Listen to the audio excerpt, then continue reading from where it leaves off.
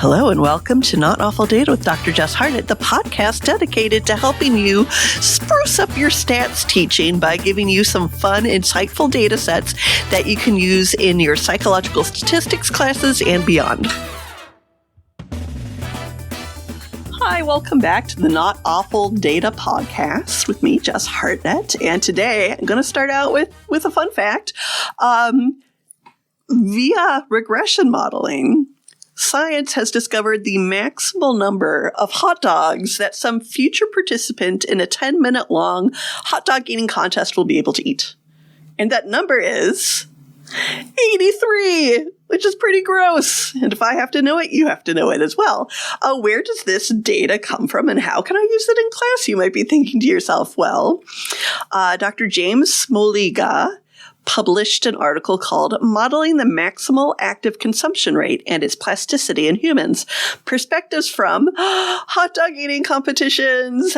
This was published in Biology Letters. And what's it looking at? It's looking at humans in our bellies and our stomachs and whether or not they can grow and the elasticity of stomachs, right? And looking at it from a long-term, evolutionary perspective of would it be helpful for us to have these elastic stomachs that can carry a lot and consume a lot. And in order to study this, what does a researcher need to find? A data set about consumption and maximal consumption and eating as much as you possibly can in a short amount of time, and to make sure that over time, this data collection remains fairly consistent. So the data collection here was the Nathan's Famous Hot Dog Eating Contest every summer in the U.S. And this data was published in 2020, so it's 39 years worth of historical data for you to share with your students. And why can you share it? Because finally, guys, open science is living up to its hype and potential. And Smoliga shared his data. How do I use this in class? It grosses out the students, not too much, just a little grossing out, right?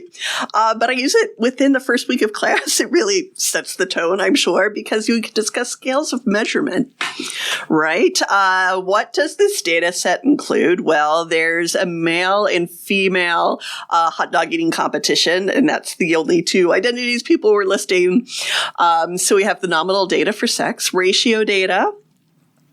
We have the number of hot dogs people consume and also the number of hot dogs people are consuming per minute. Interval data in the form of the year that the contest occurred. And we have ordinal data because we have the overall data set rank for everyone who has ever participated in this contest. How else can you use it? You could run an independent t-test by gender. If you wanted to... If you also go to the original data set, they have a nice example of a scatter plot with a regression line. Why is that? Because people have been eating more and more hot dogs over time. So the maximal consumption rate hypothesis seems to be panning out in that you can see more and more consumption occurring over time and people able to eat more and more hot dogs over time. Anyway, that's all for now, and I will talk to you later. Bye.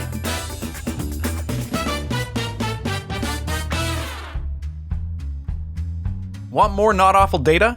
Well, good news. Jess Hartnett is authoring a stats book. Coming this December, Psychological Statistics for Everyone is chock full of fun, real-world examples like the one you just heard. You can order your instructor exam copy at siegel.wwnorton.com/psych sessions not awful data. That's all lowercase, all one word.